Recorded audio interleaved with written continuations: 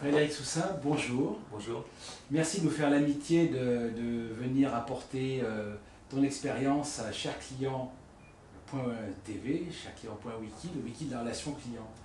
Alors, avec toi, on est avec un consultant qui a un parcours très riche aux côtés des plus grands groupes. Moi, je t'ai connu dans l'univers EDF, il y a de ça pas mal d'années.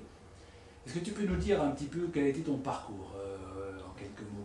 Bon, mon parcours, c'est celui d'un consultant un peu éclectique. Je suis parti je dirais, du commercial, du marketing, pour aller un peu vers la qualité et le management. Donc j'ai vu les différents aspects de l'entreprise. Et j'ai toujours été passionné par la technologie. Donc j'ai toujours essayé de voir en quoi la technologie avait un impact sur le possible dans l'entreprise, sur les modifications et les changements de comportement dans les entreprises.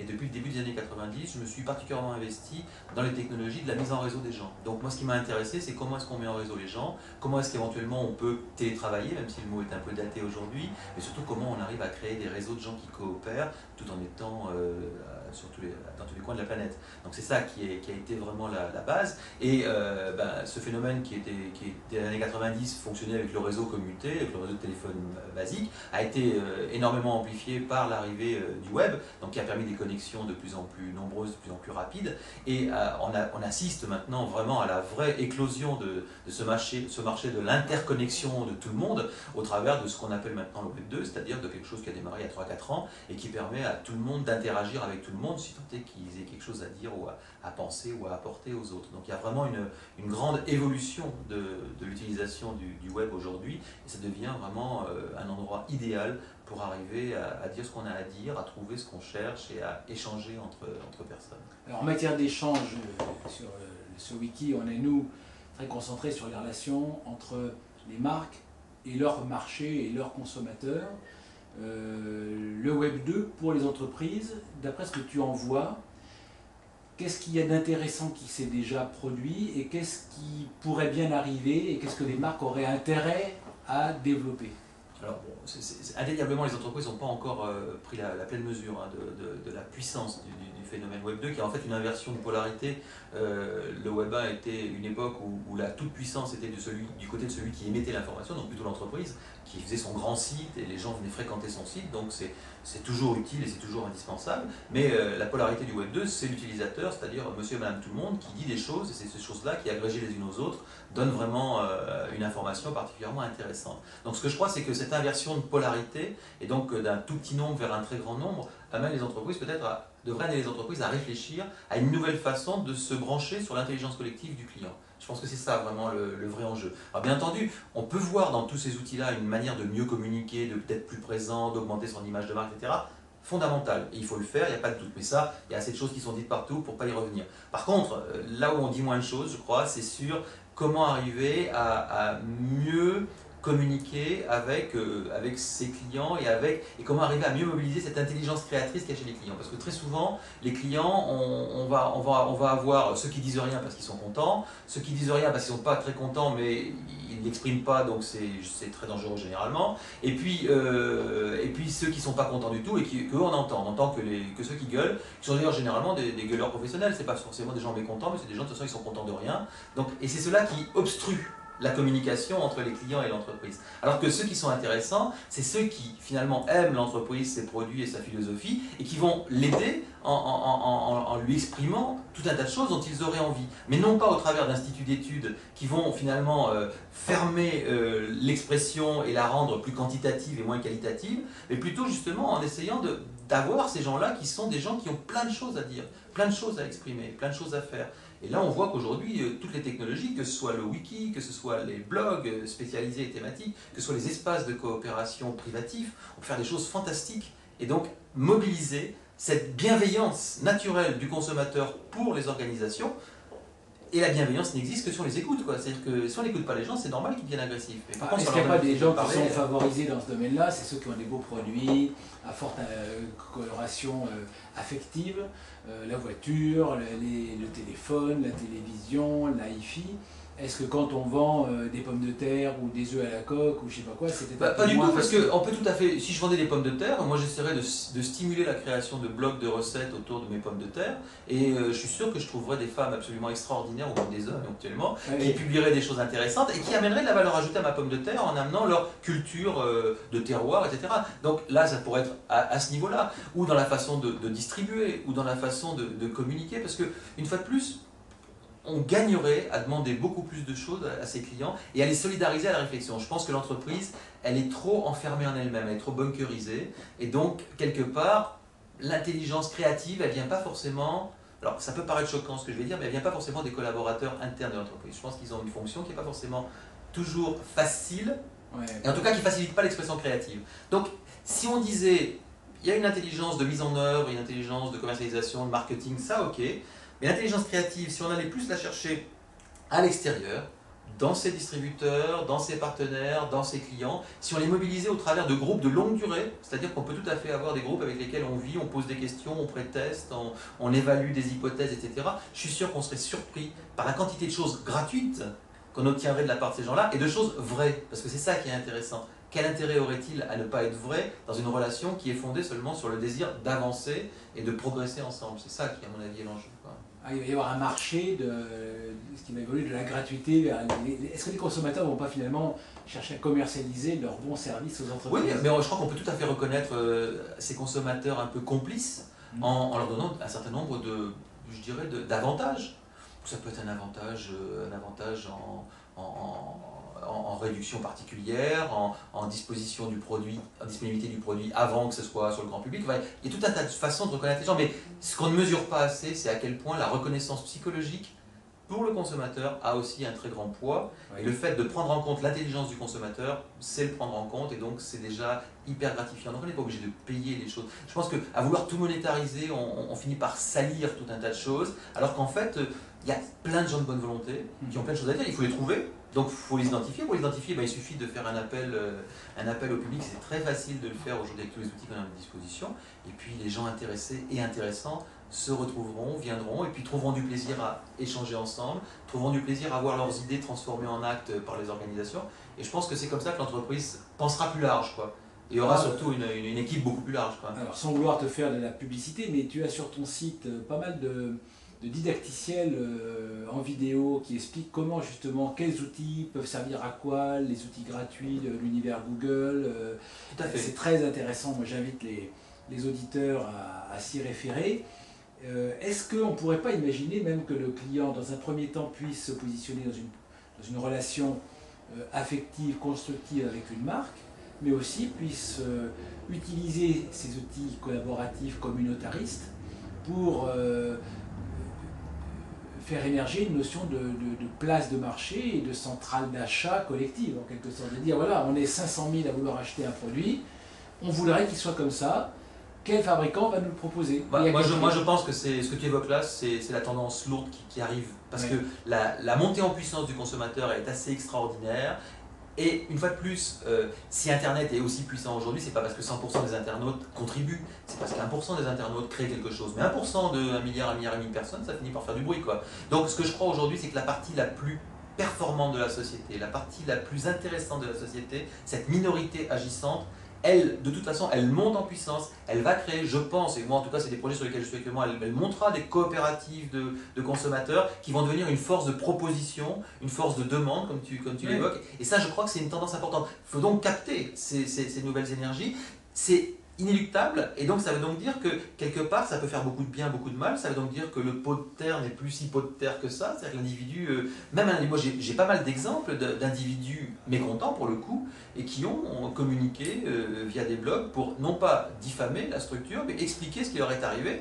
Et je peux te dire qu'en termes d'image, là c'est détestable, et c'est vite fait. Donc on a intérêt à faire très attention à tout ce C'est le principe des classes actions. Absolument, mais là c'est une classe action morale. Ouais. C'est-à-dire que je pense que l'Internet crée un nouveau type de justice, qui est une justice morale. C'est-à-dire qu'au nom de la morale, je vous dis que je me suis fait avoir par cette entreprise, je vous explique comment, d'autres vont réagir pour dire qu'ils se sont fait aussi avoir, il n'y aura pas de justice, il n'y aura pas de diffamation, mais la boîte, elle sera cataloguée, et quand on voudra acheter, qu'on ira voir et qu'on verra qu'il y a ce problème-là, on dira, bon, moi, je vais éviter, quoi. Oui. Donc faisons attention, il n'y a pas que la justice sur Terre, il y a aussi la morale. Et je pense que l'Internet s'il est bien utilisé, peut devenir un outil d'aide à la moralisation des relations. Et ça, c'est vraiment intéressant. Alors, est-ce qu'on peut faire confiance à ces leaders américains, Microsoft, Google, pour être les garants de la morale?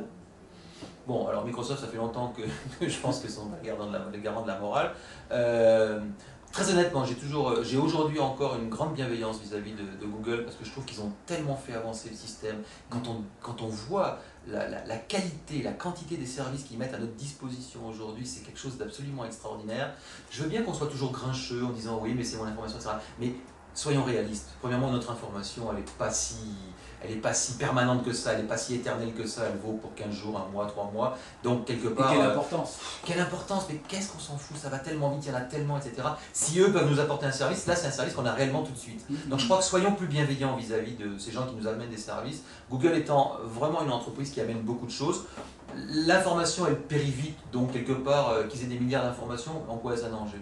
En quoi c'est un problème? Alors bien sûr, aujourd'hui, on peut le dire parce qu'on sait que les propriétaires sont bien identifiés, que c'est les gens qui l'ont lancé, etc.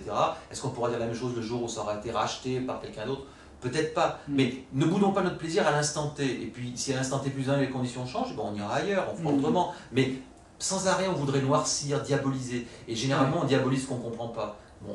Bien sûr qu'il faut faire un tout petit effort pour comprendre, mais il y a tellement de choses extraordinaires que... Et surtout, ça a été la mise à disposition du plus grand nombre d'outils simples, très puissants. Quand vous pensez aujourd'hui qu'on peut, je sais pas, on peut avoir sa suite bureautique collaborative, c'est-à-dire que moi je peux faire du Word, de l'Excel, du PowerPoint avec qui je veux, avec qui je vais décider, et qu'on pourra rédiger et co-rédiger ensemble, tout ça gratuitement, qu'on peut organiser des cartes sur lesquelles on va pouvoir mettre nos différentes virées, etc., nos différents points, nos différentes images, tout ça aussi gratuitement. Enfin, le nombre de choses qu'on peut faire de manière absolument gratuite, passionnante et simple, c'est quand même assez extraordinaire. C'est-à-dire qu'on réellement, ces structures, Google et les milliers d'autres structures qui ont fait ça, mais avec pour l'instant une taille beaucoup plus réduite, ont facilité la prise de parole de l'individu et l'expression de l'individu. Bien entendu, il y a des individus qui l'utilisent à mauvais escient, il y en aura toujours, il y a toujours une force obscure dans le système, mais il y a tellement de gens qui peuvent faire des choses bien, il y a tellement qui le font bien. Quand on regarde Wikipédia, c'est quand même assez merveilleux de voir un outil aussi extraordinaire, avec une qualité dont toutes les études démontrent qu'elle est équivalente à la qualité des encyclopédies faites par des experts, parce que justement la masse compense l'expertise parce que ça s'ajuste assez facilement. Donc c'est ça qui est intéressant, c'est que plus il y a de gens qui s'expriment dans une société, plus il y a de gens qui contribuent, plus cette intelligence collective, connective est une intelligence intéressante et réjouissante. C'est ça qui est intéressant. Et performante. Et performante. Ce qui est très surprenant, c'est que le groupe non organisé, non structuré, est efficace. Oui, parce que généralement, ils se regroupent autour d'affinités, autour je dirais, de passion, autour de choses qui les mobilisent pleinement. Et aujourd'hui, on voit bien dans les entreprises d'ailleurs que les individus sont de moins en moins, et là aussi ça peut paraître choquant, mais de moins en moins bien managés, pour des raisons XY, il y a beaucoup de raisons qui font qu'ils sont moins bien managés.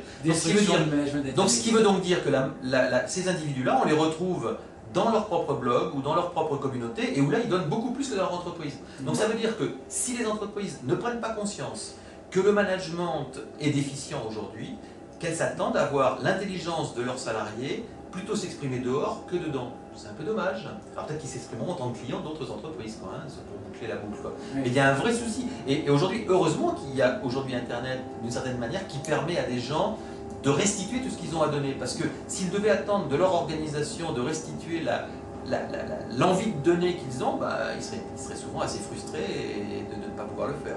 Est-ce qu'il n'y a pas un phénomène peu encore étudié peut-être, mais de dire que quand je suis un individu, que j'ai mon profil Facebook, que j'existe en tant que membre de plusieurs communautés, qui s'auto-imbriquent les unes dans les autres, et que je suis salarié d'une entreprise, j'ai du mal à me positionner par rapport aux frontières de mon entreprise, qui sont des frontières de murs, de portes, de sas de sécurité, etc. Et par ailleurs, je suis un individu complètement ouvert sur le monde. J'échange avec des Chiliens, des Sud-Africains, des Esquimaux sur n'importe quel sujet, y compris mes sujets professionnels, parce qu'ils ne sont pas exclus des débats. Et à ce moment-là, l'entreprise, comment est-ce qu'elle fait pour se positionner par rapport à quelque chose où tout est au contraire extériorisé? Je crois que si on croit qu'un individu n'a de valeur que s'il a une grande culture générale, je pense que cette culture des réseaux, cette culture apportée par les réseaux aux salariés est quelque chose d'extraordinaire, puisqu'en fait, ils sont moins enfermés dans leur organisation, ils sont moins dans la bulle, ils sont moins dans le bunker que j'évoquais tout à l'heure. Donc c'est ça qui est intéressant, c'est que cette grande ouverture leur donne d'autres pistes, et donc ils reviennent plus riches dans leur entreprise, avec sous les pattes le pollen qu'ils ont récupéré à droite et à gauche, et donc ils vont pouvoir faire des choses qu'ils n'auraient pas faites avant. Parce qu'il y a un impératif d'ouverture à l'extérieur. Mais ça veut dire que si les individus de l'entreprise s'ouvrent à l'extérieur, il faut que l'entreprise amène les individus de l'extérieur à s'ouvrir à l'entreprise. Et on revient aux clients qu'on a intérêt à mobiliser et à solidariser. Alors, ça c'est la difficulté peut-être qu'on peut entrevoir pour les entreprises, c'est de dire comment je définis quelque chose qui est, comme on le voit aujourd'hui, très sécurisé, les réseaux, les protections, les mots de passe, les firewalls, etc.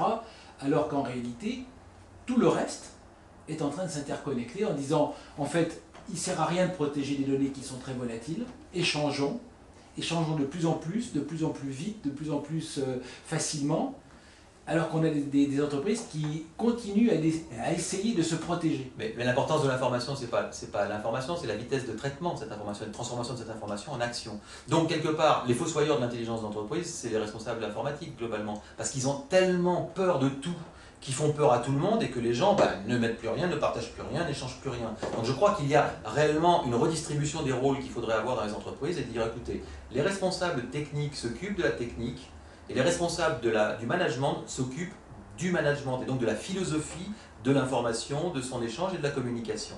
À partir de là, on va se rendre compte que dans l'entreprise, il y a peut-être 5% d'informations sensibles. Alors là, mettons tout ce qu'il faut pour que cette information sensible soit bien protégée. Aucun problème, et ça c'est logique. Et 95% de l'information ne doit pas justement être incarcérée dans l'entreprise, elle doit au contraire bouger le plus possible, parce que plus l'entreprise donnera de l'information à l'extérieur, plus on la recevra. Ça c'est un échange naturel dans tout le système biologique globalement. Donc quelque part, il faut aujourd'hui qu'on arrête de se faire peur les uns des autres, qu'on arrive à bien définir en tout cas ce qui est réellement confidentiel, qui est une fois de plus très minoritaire, et qu'on ne prenne pas en otage les 95% d'informations non confidentielles au nom de ces informations confidentielles. Et en cela, je pense qu'il y a beaucoup de progrès à faire par les directions des systèmes d'information qui satanisent énormément tout ce qui est en train de se passer. Est-ce que ce n'est pas un petit peu l'inverse de ce qu'on est en train de voir, par exemple, dans l'univers bancaire, où on voit stocker des quantités de données sur les individus, sur les clients, au-delà même de ce que les organisations sont capables de gérer, et de les protéger, d'essayer, alors qu'en réalité, on est à contre-courant par rapport à ce qu'on voit à l'extérieur. Enfin, en tout cas, moi, ça fait 25 ans que je côtoie des organisations financières et que je vois qu'elles stockent de l'information et que je vois qu'elles en font rien. Donc ça me fait vraiment doucement rire, parce que des données, ils n'en ont jamais eu autant. Ils savent tout sur moi, ils savent tout sur toi, ils savent tout sur nous, et ils en font rien. Pourquoi ils en font rien? Parce qu'il faudrait une intelligence tellement énorme pour arriver à gérer tout ça. Et je pense que la solution à ça, c'est pas la gestion des données, c'est la créativité. C'est-à-dire, c'est d'essayer de dire, essayons, au travers de gens normaux, d'essayons d'imaginer des choses. Et c'est la créativité qui peut donner des solutions, et non pas le traitement massif de données massives. Parce que, si vous voulez, sur moi, ça devient ridicule, ça confine au ridicule. C'est peut-être l'aveu de l'incapacité des organisations à dire quelle est l'information sensible et l'information la plus Mais qui décide? Parce que ce qu'il y a, c'est que souvent, les individus qui décident de ces cahiers des charges ne sont pas forcément les individus qui traitent cette information. Ce sont des individus qui ont une représentation théorique de cette information. Ce ne sont pas les individus créatifs d'une certaine manière. Donc ce que je crois, c'est que ce n'est pas forcément les utilisateurs qui définissent les besoins, et à partir de là, on produit des banques d'informations qui ne servent à rien, qui sont certes très belles, très riches, etc., mais qui ne servent pas à grand chose. Et on aurait peut-être autant en réunissant 10 personnes dans une salle, ou en réunissant 25 personnes en réseau. Donc ce serait peut-être au moins aussi riche. Alors les phénomènes, il y a un phénomène qui me fascine, c'est le phénomène des barcamps, par exemple, où on voit ces groupes qui produisent beaucoup d'intelligence et d'informations, qui sont fondés sur des échanges, sur la spontanéité, l'auto-organisation, etc. Ça donne beaucoup à réfléchir par comparaison à ce qui est obtenu par des organisations qui, elles, sont très structurées, très organisées, très hiérarchisées. Et on s'aperçoit que ça produit beaucoup moins avec beaucoup plus. Oui, parce que c'est tout simplement parce qu'il y a le plaisir d'un côté et qu'il n'y ait pas de l'autre. Donc si on réinstaure le plaisir dans la relation, c'est formidable. Et je pense que plus les gens travailleront en réseau, plus ils travailleront derrière un écran, plus il faudra justement amplifier les moments de plaisir partagés, donc les moments festifs d'une certaine manière, les moments où les gens se rencontreront, se parleront et se feront confiance. Et donc c'est ça l'enjeu aujourd'hui. Si on se réunit dans une salle pour s'emmerder, c'est pas la peine, ça donne aucun résultat. Donc tout le problème, c'est comment augmenter le niveau de plaisir d'échange. Or pour ça, il faut reconnaître l'individu dans sa spécificité, dans son envie personnelle. Une fois de plus, ce que fait très bien par exemple Google en accordant un cinquième du temps sur des projets personnels, c'est une façon fantastique de reconnaître l'individu dans sa spécificité, de ne pas lui dire vous ne vous intéressez qu'à ma problématique, parce qu'on va se rendre compte qu'en fait, en s'intéressant à sa problématique, ça finira par intéresser l'organisation. Donc lâchons quoi, essayons pas de confiner l'intelligence, essayons au contraire de la débrider, quoi, de laisser s'ouvrir les choses. Est-ce que le concept d'entreprise va résister à tout ça? Est-ce que finalement l'unité de lieu, parce que souvent c'est un peu ça, c'est l'enseigne, le logo, la porte d'entrée, est-ce que ça c'est encore du sens? Franchement je pense, alors ça aussi c'est un peu hérétique ce que je veux dire, mais je crois de moins en moins au pouvoir de l'entreprise et de la marque, mais je crois de plus en plus au charisme des dirigeants. C'est-à-dire que pour moi, même s'il n'est pas exempt de toute critique, je crois que quelqu'un comme Steve Jobs exprime l'entreprise dans sa façon d'être, dans sa façon de fonctionner, etc. Et les gens qui travaillent pour lui le font passionnément parce qu'ils le font pour un mec dont ils savent qu'il a à la fois la vista, le courage de ses ambitions, etc. et les moyens de ses ambitions. Donc je pense que de plus en plus, justement, le charisme des dirigeants va être mis sur la sellette. Parce qu'on a voulu financiariser les boîtes à mort, on a voulu les transformer en banque, on a voulu les transformer en outils à rentabilité extrême, etc. Mais tout ça, ça désincarne tellement les structures de pouvoir que à qui on donne son boulot? À qui on donne tout ça? Donc ce qui est intéressant justement, c'est de réinstaurer ces valeurs de plaisir et ces valeurs aussi d'individus qui affirment des identités fortes et qui derrière eux ont des gens qui sont galvanisés par une certaine manière. Mais ça, c'est pas très mode pour l'instant, un truc. Mais je pense que c'est un balancier, on va être obligé d'y revenir parce qu'il y a une telle démotivation énorme dans les organisations que de toute façon on finira bien par comprendre que la seule façon de motiver les gens, c'est de les animer, de les reconnaître et de les prendre en compte. C'est ça qui est l'enjeu essentiel aujourd'hui. Alors si on dit charisme de dirigeant, vista, projet et réseau, communauté, envie, il n'y a pas d'endroit où ça justifie que les gens se lèvent à 7h du matin, prennent des transports en commun et viennent s'asseoir à 8h dans un bureau. Ah non. Non, de toute façon, on voit bien d'ailleurs les gens qui s'asseyent dans des bureaux l'un à côté de l'autre, ils ne se parlent pas. Donc c'est bien la peine qu'ils viennent dans un bureau l'un à côté de l'autre pour ne pas se parler, quoi. Ouais. Donc ce qu'il faut justement, je crois, c'est trouver cette respiration entre les moments d'échange, de fusion, d'envie, de confiance, sur lesquels la relation physique a du sens, et les moments de travail, de production, individuelle ou à petits groupes, etc., qui, elle, peut tout à fait fonctionner totalement différemment. Moi, il m'arrive très souvent, pour les groupes que j'anime, de les réunir pour fixer un cadre et se donner l'envie de résoudre le problème, mais on ne résout pas les problèmes quand on est ensemble, on les résout après, c'est un problème mineur de les résoudre. Mais par contre, bien poser les questions et bien définir les règles, ça, c'est pas un problème mineur. Donc on le définit ensemble et on le fait après. Donc je crois que de plus en plus, l'entreprise devrait être un lieu d'agora dans lequel les gens se rencontrent pour après laisser les individus fonctionner différemment, faire leur boulot, éventuellement se mélanger à l'extérieur, se dissoudre dans l'environnement pour pouvoir revenir avec toute cette richesse et tout un tas de choses qui peuvent exister derrière. Alors ça, bien sûr, ça ne va pas se faire pour tous les boulots et à toute vitesse, mais c'est une tendance, quoi. Donc ça veut donc dire, n'essayons pas de contraindre les gens dans un bocal, essayons plutôt justement de faire sauter les cloisons, quoi. C'est vraiment des enjeux. Alors, quelles sont les entreprises qui ont bien avancé là-dedans, sans forcément citer de nom, mais est-ce qu'il y a des exemples d'applications vraiment surprenantes ou nouvelles de ces idées?